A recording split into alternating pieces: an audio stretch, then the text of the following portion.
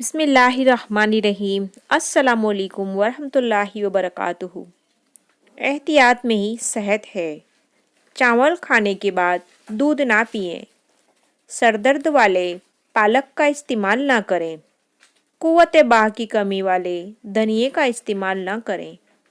आँखों की बीमारी में मछलियाँ या खजूर ना खाएं। अमरूद खाने के 1 घंटे बाद तक पानी ना पिएं। शुगर वाले मरीज शकरकंदी और चुकंदर का इस्तेमाल ना करें।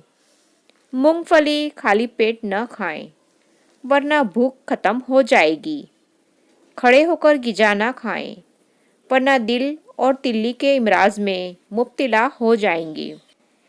अंडे उबालने के बाद ठंडा करके ना खाएं, वरना मितली और दमा की बीमारी में मुब्तला हो सकते हैं। इस चैनल को सब्सक्राइब ज़रूर कीजिएगा।